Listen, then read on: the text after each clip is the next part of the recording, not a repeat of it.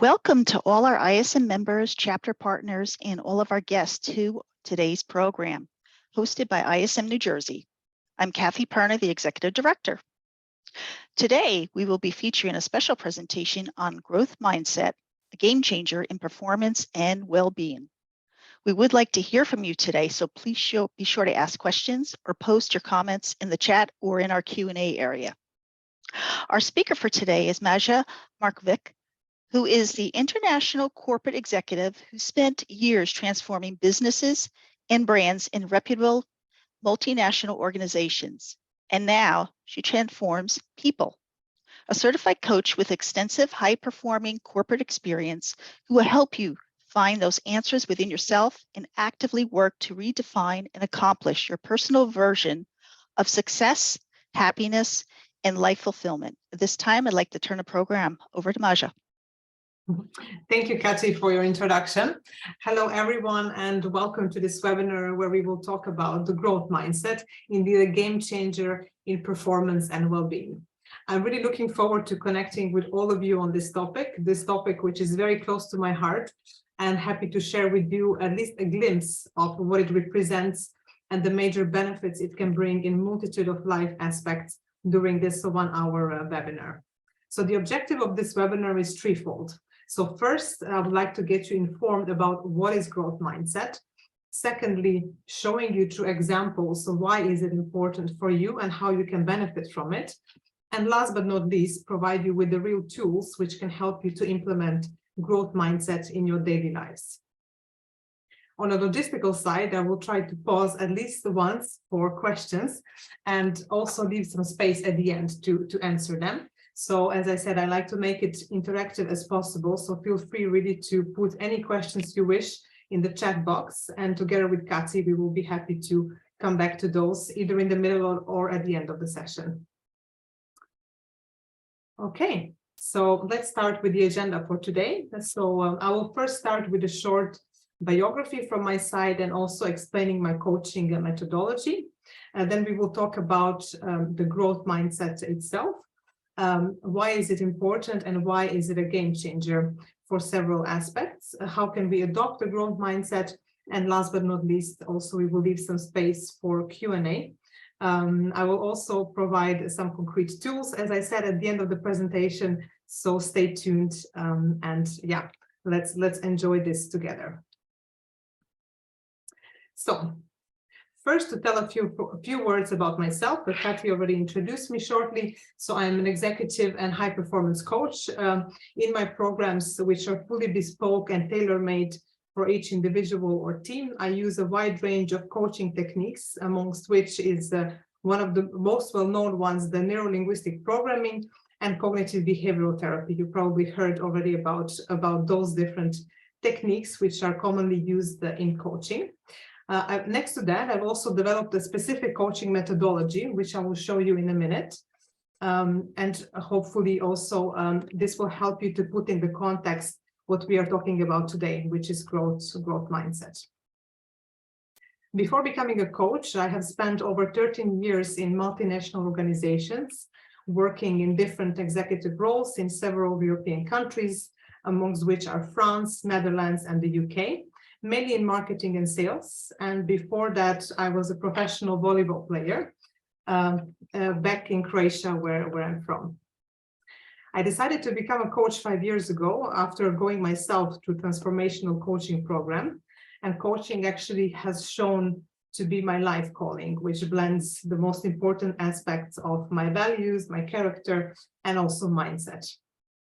It's a sweet spot where I combine my strong dedication to high performance and excellence, winning mindset, which I've adopted during the years as a professional athlete. And last but not least, also my passion for helping and growing others.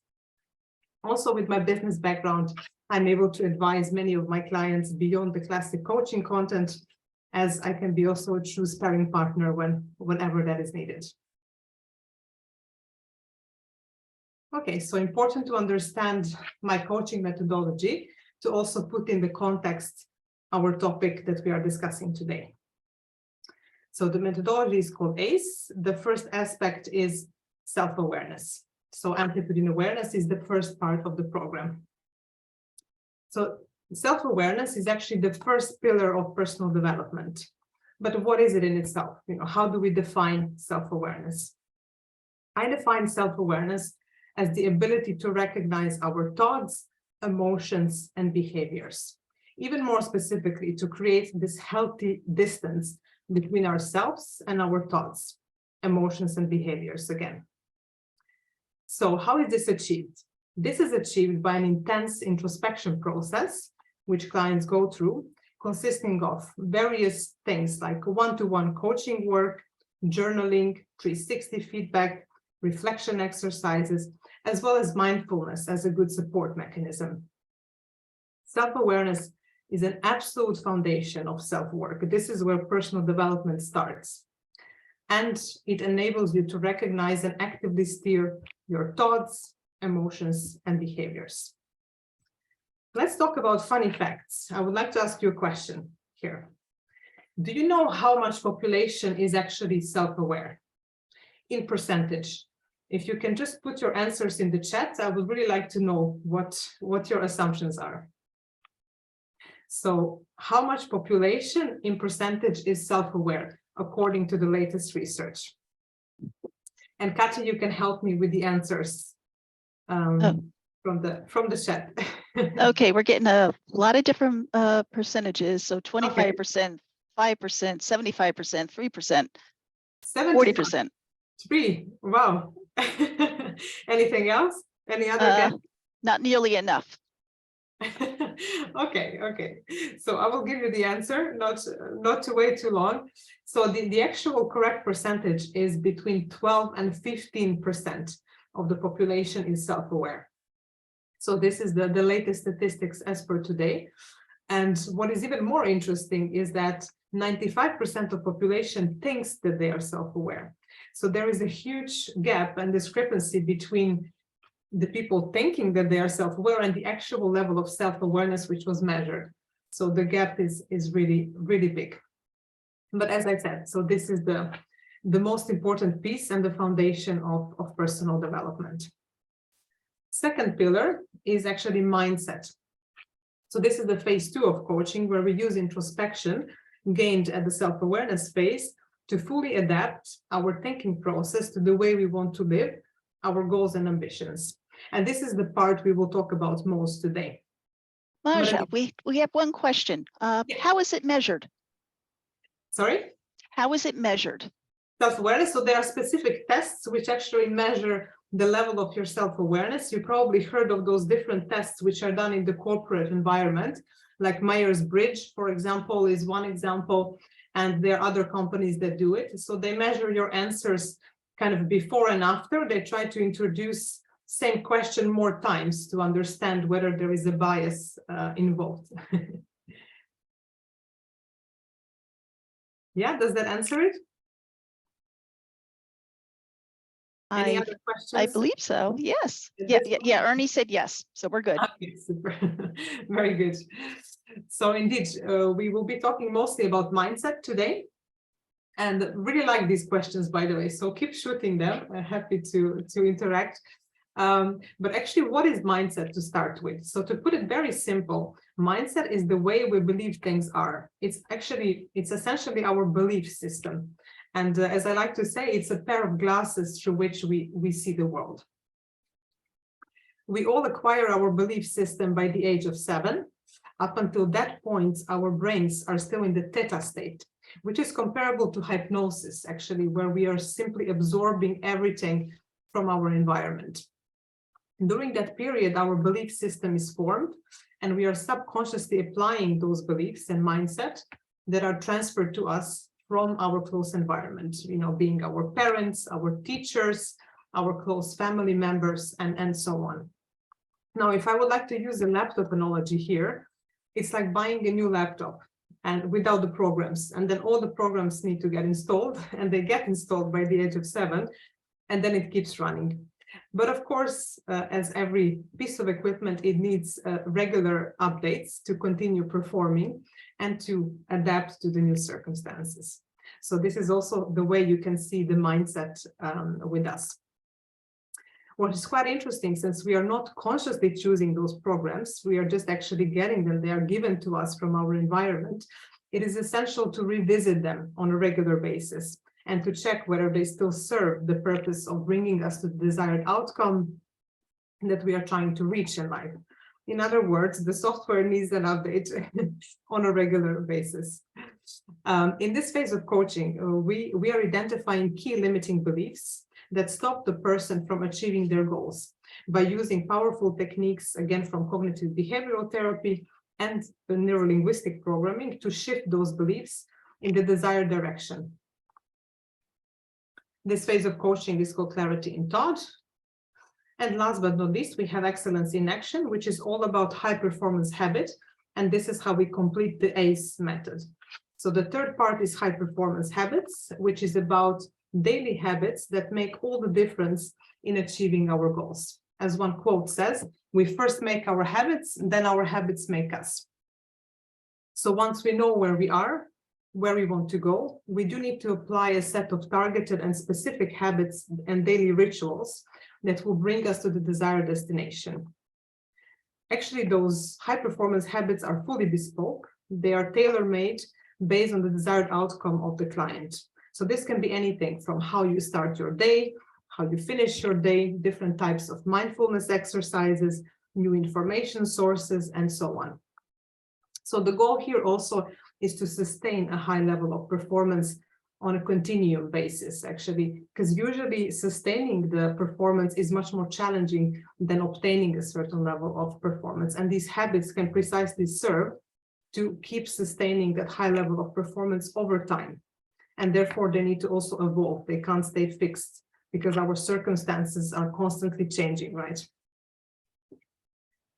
What is very important here is actually the sequence. And most people fall in the trap of trying to implement the habits first, because we are all very result-oriented, right? We want to know, what do we need to do in order to achieve something in a short term? But actually sequence is key here, because if we get habits implemented before we have done the work on our mindset, shifted our limiting beliefs, as well as if we are not able to have a high level of self-awareness at that point, those habits will not sustain. They will simply, after some time, we will drop out and we will not be dedicated to achieving those specific goals. This is why sequence is so important. It's important to start with self-awareness, then mindset, and then go into the habits part. And this is what I call the ACE method, which is the methodology I use in coaching on a regular basis. So this was just to put the mindset piece as a key component of personal development, and to put it in the right context so you understand why are we talking about mindset today and how it fits into the whole picture of my coaching and personal development philosophy. Any questions at this point, or we continue? Oh, we can continue. No questions just yet. Very good. Okay, so let's move on to the core part of the presentation, which is, what is the growth mindset? This quote nicely depicts my previous statement on mindset being a pair of glasses through which we see the world. Indeed, we don't see things as they are, we see things as we are.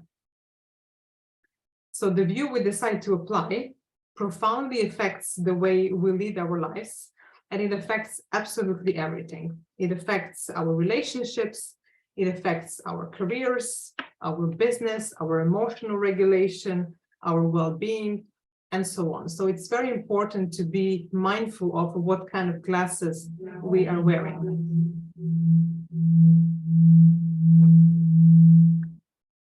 Further than that, in order to understand the growth mindset, it's important to define also what is the opposite of it, and to understand what is the opposite of growth mindset, and that is fixed mindset. What is fixed mindset? Is actually a set of beliefs which sees our qualities and abilities as something which is predetermined, or so to speak, set in stone. This type of belief creates a need to prove oneself over and over again, because we need to prove that we are in a specific state or in a specific capability zone to ourselves. On the other hand, growth mindset has a different approach, which is a set of beliefs that our qualities and basic abilities are actually cultivated through different elements like learning, like effort, or like help from others. And then also it's a learning process that is ongoing. So growth mindset doesn't see things as being fixed or being static, but actually as an ongoing process of learning. So this would be the key distinction between the two. So not seeing any event or fact as an end destination, but seeing it as a continuum and as a process from which learnings can be extracted. That's really at the core of growth mindset. Here you can see a nice visual representation of how thinking in fixed or growth mindset is done in practice. So it's especially interesting to see here and to compare how two different mindset types look at, for example, failure and success. While on one hand, failure is an opportunity to grow for the growth mindset, and for people that embrace the growth mindset, actually failure is the limit of the abilities and a sign of weakness in case of fixed mindset. It's one of the clear distinctions between the two. Then looking at the ability to learn, also an interesting point.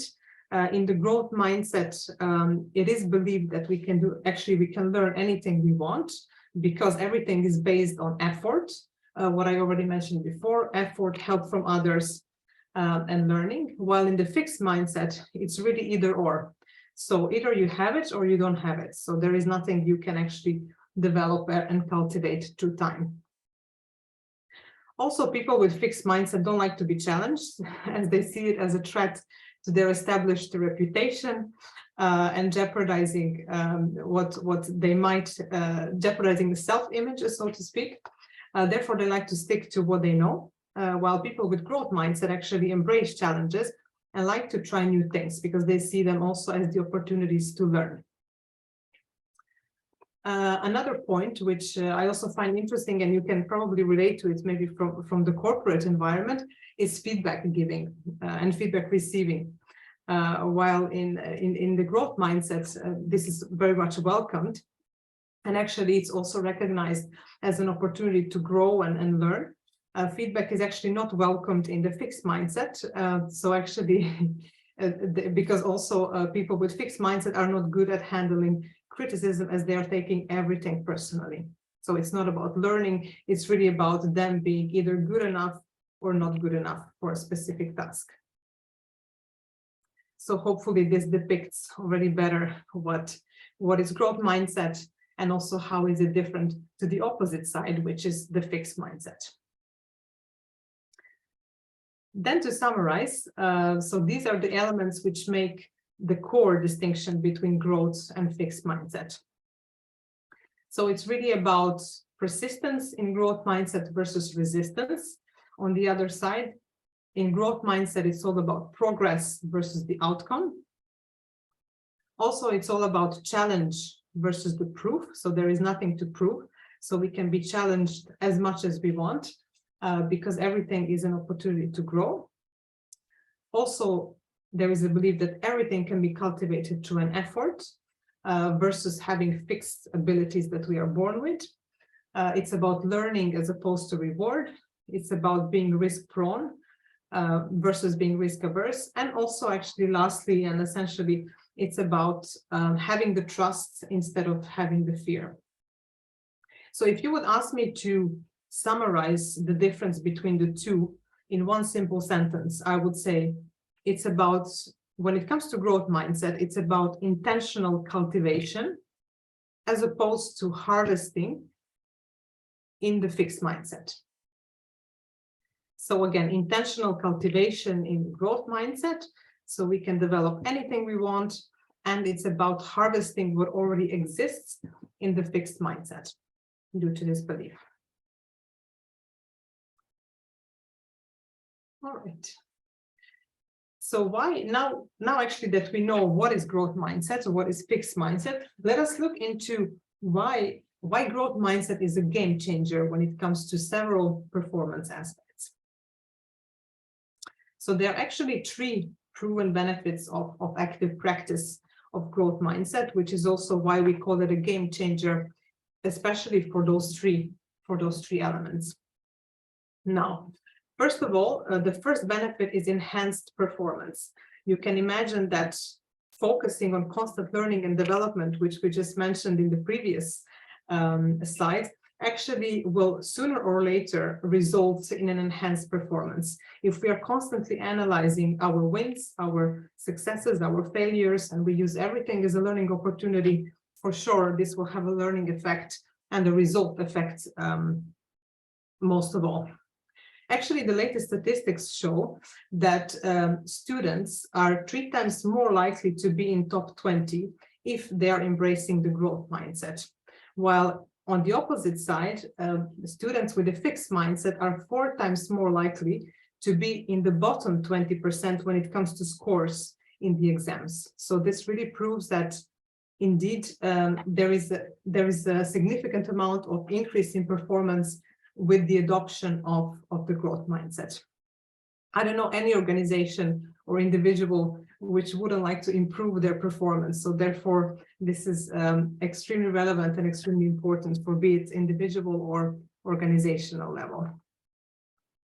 Secondly, as growth mindset offers more open way of looking at things, also this impacts the higher growth potential. So it directly correlates and impacts the growth potential of an organization or individual due to this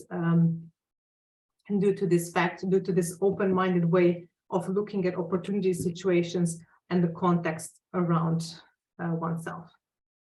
Last but not least, also one of the key benefits of the growth mindset is increased well-being. It's really interesting that actually in several research, it was proven that people that adopt a growth mindset are experiencing less stress. Again, you can relate that to what we have previously learned, linked to how they are looking at the problems, how they are looking at the challenges. And we will also later on show some case studies, which will prove the same thing, linked to well-being. All right, and now it's actually time for quiz. So this will be a little different topic for you. So as you've heard now and you've learned many things about a fixed and growth mindset, I would like to have some interesting information also from your side in this quiz. So let me try to load it in. So for the moment, I would like to ask all of you to go to www.menti.com and use the code that you see here on the screen. I think the best is to do it from your phone, and then I will use the time to put it on the screen.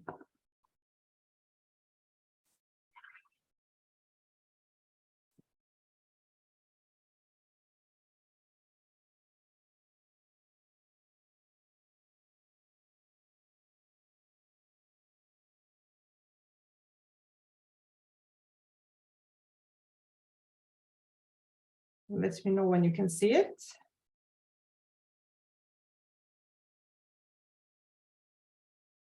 Okay, also you already started answering. So the first question is, how would you evaluate yourself based on everything that you've learned so far? Do you function predominantly in a growth or in a fixed mindset? I'm really curious to get your input on this one.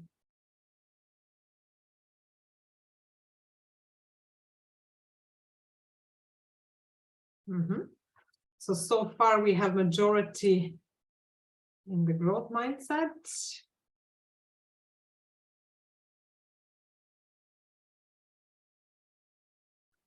Any more answers? There's some more coming up.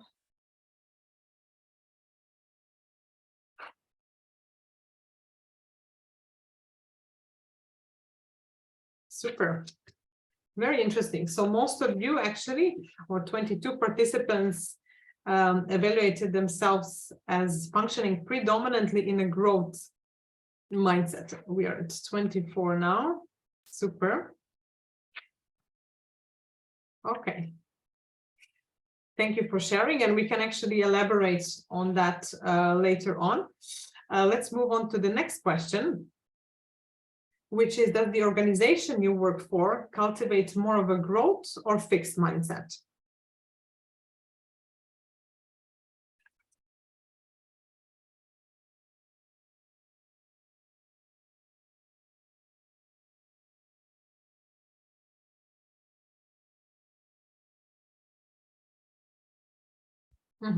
This is already starting to look more balanced.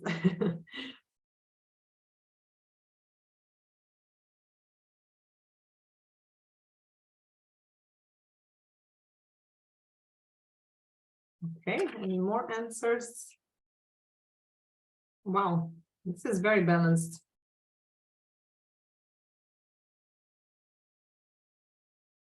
Okay. Thank you for sharing. And the last question, what type of support would you need to start adopting the growth mindset? So here is a free choice of words or sentences that you would like to share on the type of support you think you would need to start adopting the growth mindset. So what is that for you?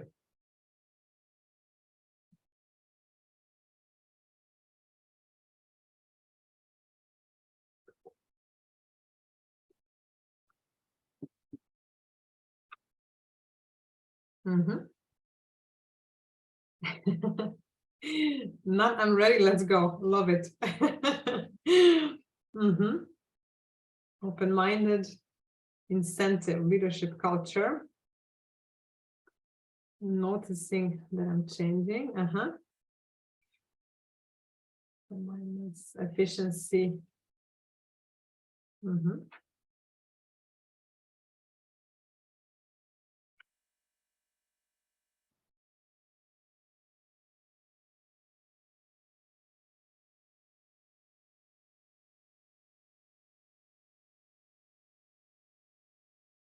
Growth environment, very nice. Growth-centric people, grow in role, so a lot of aspects of growth.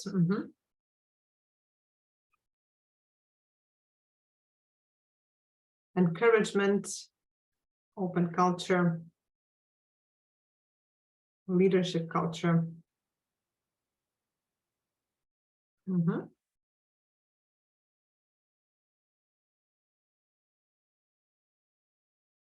Work smarter, not harder. Flexibility, kindness.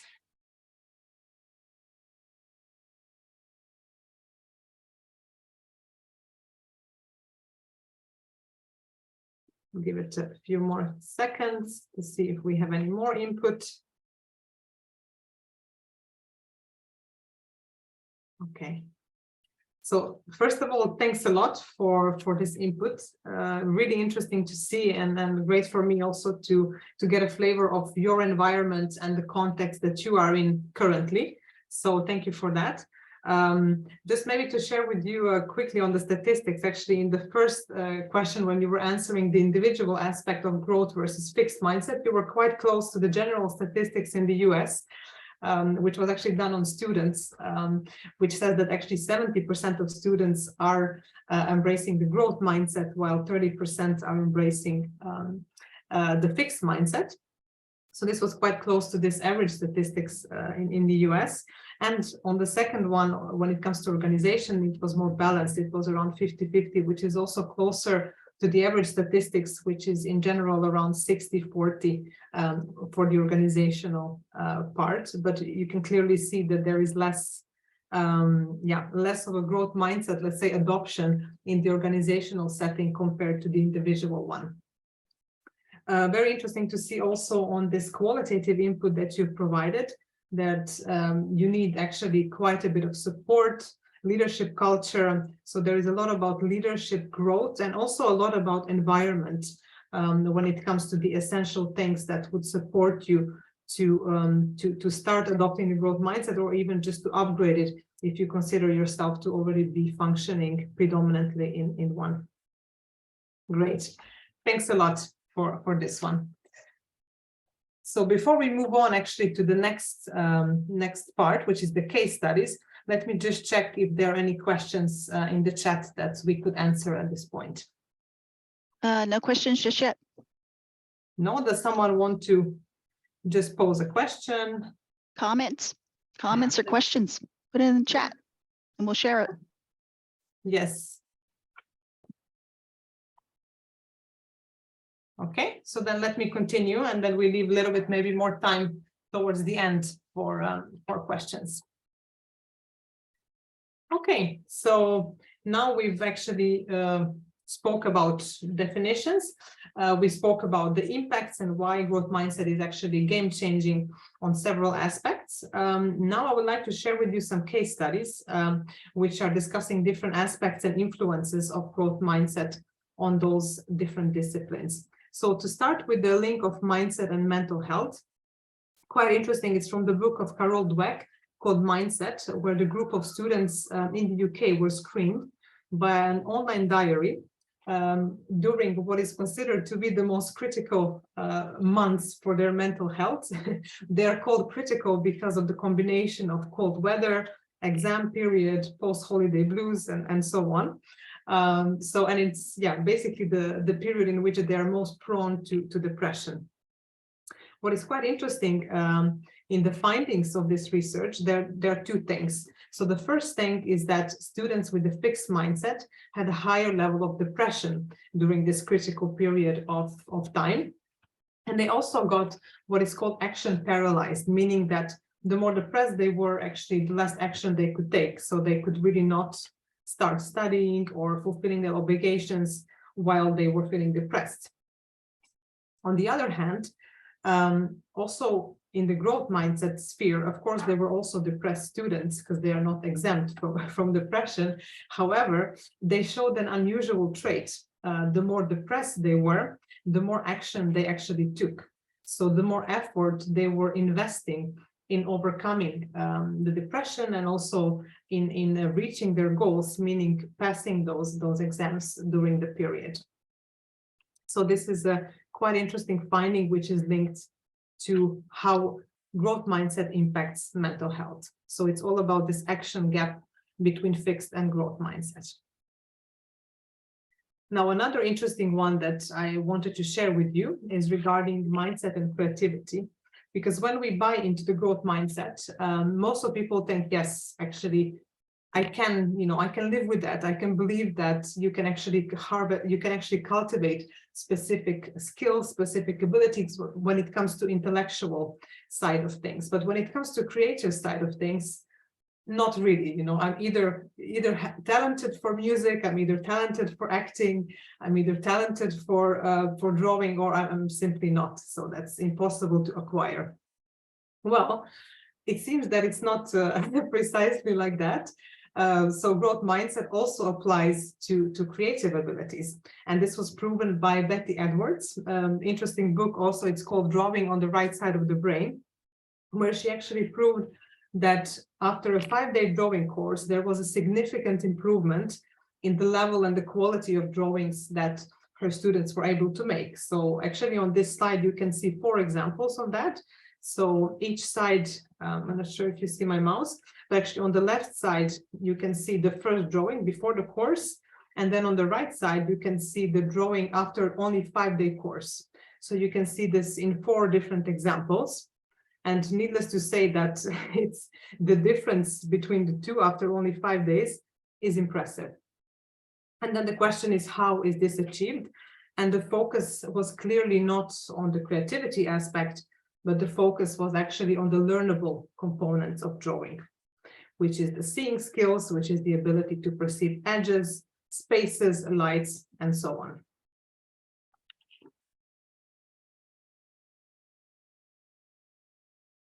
Okay. What about sports? Actually, first of all, why do we all know who are the guys on the right side of this slide, and we actually don't know who were the best students in their generation or the best players of their generation in high school?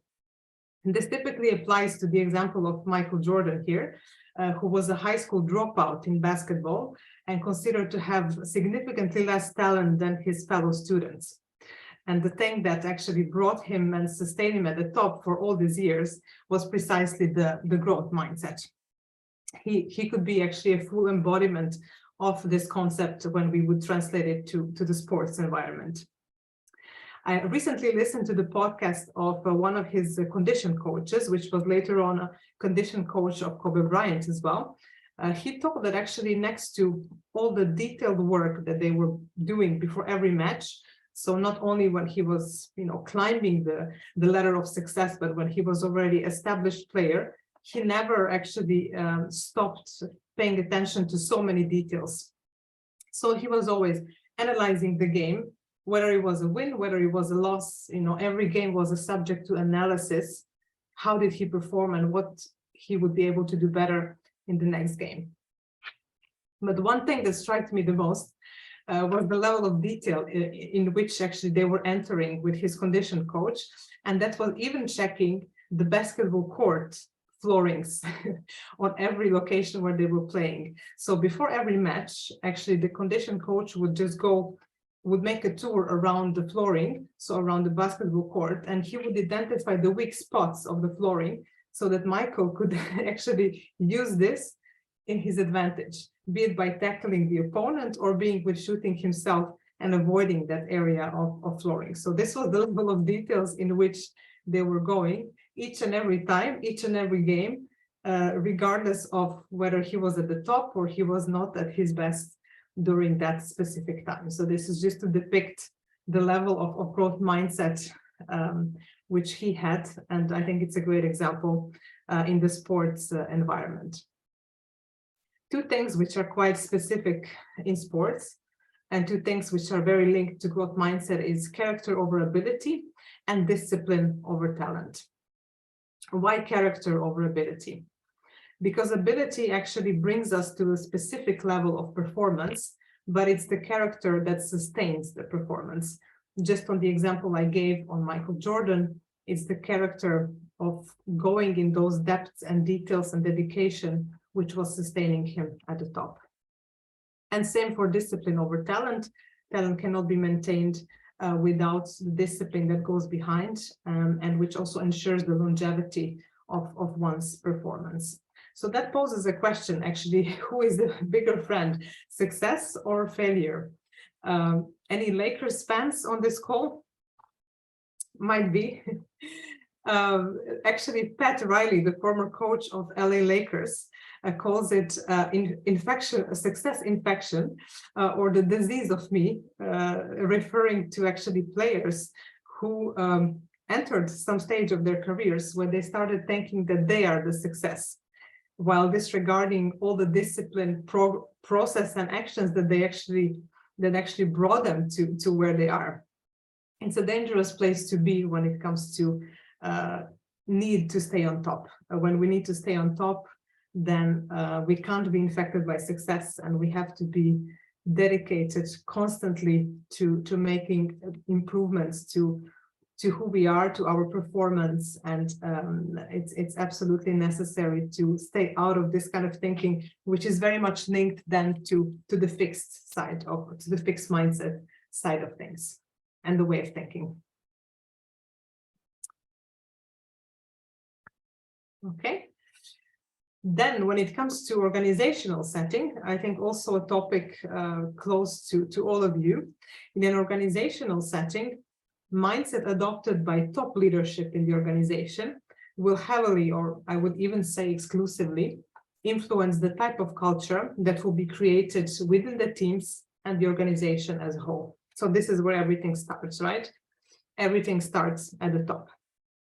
So if the organization is stuck in the fixed mindset, the easiest way to recognize it is to review the way they see leadership. As we say here, it's always about nature or nurture. And in this case, it is about nature, and it's called culture of genius, where is it to consider that actually leaders are born, not made. And that actually creates halo effect on all parts of the organization, where it's all about performing in a short term as being a sign of one's abilities. On the other hand, again, we have the growth mindset, and the organization which adopts the growth mindset side of things cultivates a culture of development where leaders are made and not born. So here mistakes are allowed. Everyone is considered to have a potential to become a leader. Everything is used as a learning opportunity rather than looking only at results. Also, the potential is taken as a measure of success. So this would be the key difference between the two.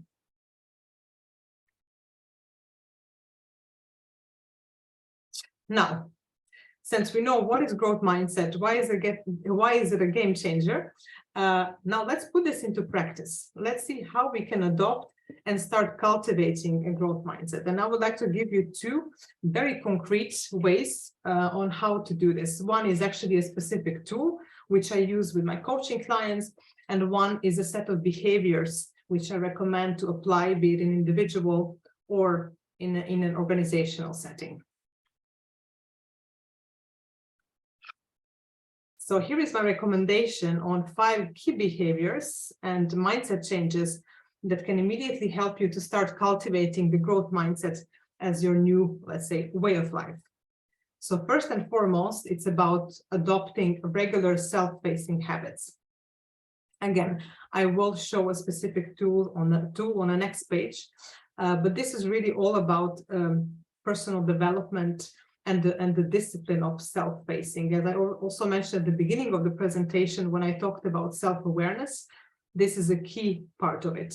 And remember, also in the example of Michael Jordan, this self-pacing via analyzing each and every game, be it a loss or be it a win, is something that is key habit to adopt for any sort of growth mindset functioning.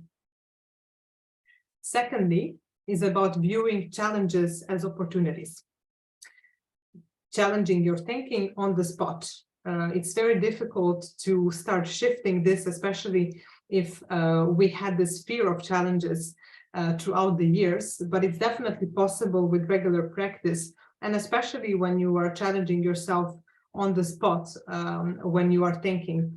And this really much enhanced by self-awareness. When you become more and more self-aware, you're able to challenge yourself in the way you think, and especially in the way you think in those difficult, more challenging situations. A third point and third behavior and approach that I think is crucial in adopting the growth mindset is to replace "I'm failing" with "I'm learning." And this is by acknowledging and embracing imperfections. And I would say that is very much linked to the fourth point, where I also mentioned valuing the process over the end results.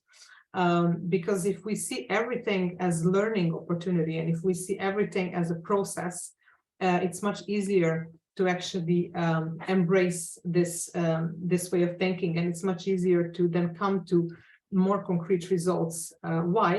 Why should we see everything as a process as opposed to the end result? Because if we look at the continuum of life in general and different phases, we see that nothing is permanent, right?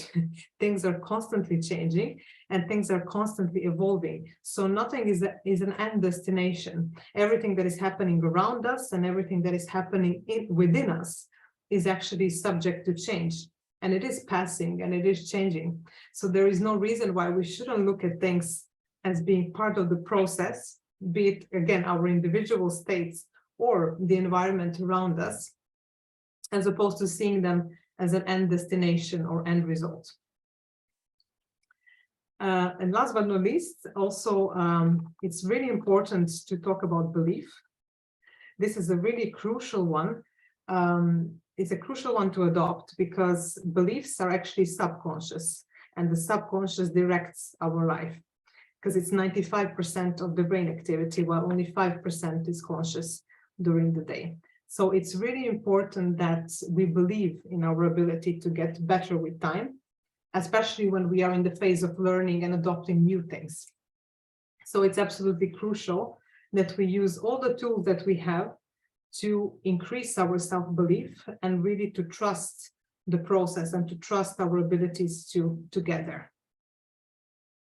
So if I would summarize this, it would be by seeing everything as part of the process as opposed to the end destination, as I was mentioning. So also remembering that the true self-confidence doesn't come from the title, doesn't come from the expensive items, doesn't come from serious acquisition, but actually it comes from our mindset, from our readiness to grow. And here is what I was referring to. Actually, it's one of my high performance tools that I use with my coaching clients as part of the regular self-reflection routine, which serves at the same time to reflect on the past, but also to set new intentions and new goals for the coming week. So the best time is to do this is actually Sunday evening at the end of each week. And I particularly like this exercise, to be honest, because it captures all the 3 key elements of personal development that I spoke about at the beginning of this presentation, which is self-awareness, mindset, and the high-performance habits. So this holy trinity of personal development is kind of captured in this 4-step approach, and I call it ERA. So experience, reflect, and adopt. So there are 4 simple steps to complete. So first, you should identify 5 main focus areas in life. And I offer some examples here. You can actually, those can change depending on your current context that you're in, but you would always have around 5 main focus areas in life. As a second step, you can rate them from 1 to 10 and also elaborate on the key learnings and experiences you've acquired during the past week. As a third step, you actually set the intention for each of those focus areas in the following week. So again, we are now looking forward, and we are also making sure that this is the part where we really apply our vision and aspiration for those different life segments. We also make sure to write our intentions in the present tense, as this is also linked with the subconscious work that I was referring to before. So we always want to make sure that those are written in the present tense. And lastly, those intentions should be translated into actionable goals for each of the focus areas by using the SMART methodology, which probably you are familiar with. And then also there should not be more than 2 goals per focus area, otherwise it's getting overcrowded and it's getting less focused. So this is the 4-step approach that can really help you get into this growth mindset adoption on a weekly basis. You will be amazed by the amount of learning you will reach in a short period of time, just by applying this on a regular basis. Most people actually underestimate how much they can learn from themselves and their own experiences, and they overestimate how much they can learn from others. So I'm really curious to hear your impressions on after practicing this specific exercise for a certain period. All right, so that actually brings us towards the very end of today's, at least formal part of the webinar.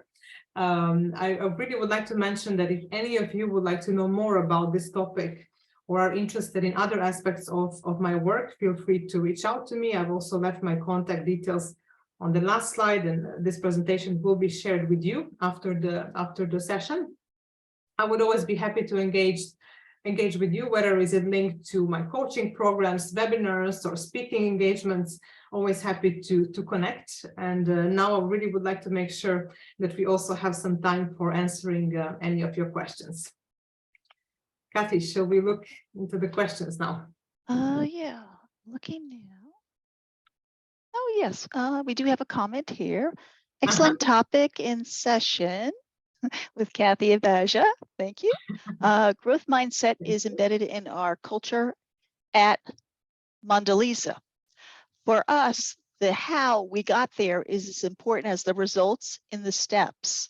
Where there have been failure, we use it as a learning opportunity for the future. Is a, hold on a second. See, there's more to this. Just give me 1 second.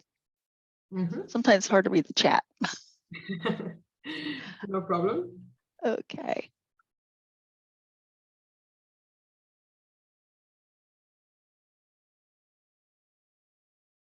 Okay, is a learning opportunity for both the individuals in the organization. It is part of our goal setting and performance for review sessions. And I believe you did mention that.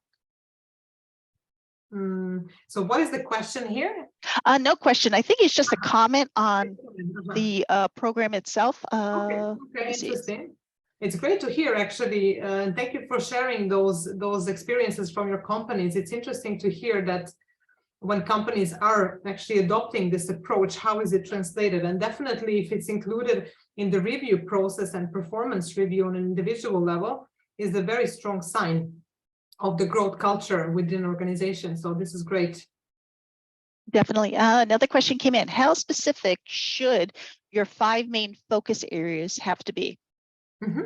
Yeah, so I did give some examples there, actually. So they don't need to be super specific, as they are just kind of focus areas, right? So it can be family, it can be social life, it can be career, but just making sure that you capture your 5 top priorities in terms of the, let's say, life segments for that specific period of time. So they don't have to be super specific. What you will make more specific is your intentions, and then, you know, measurable goals that will come behind that.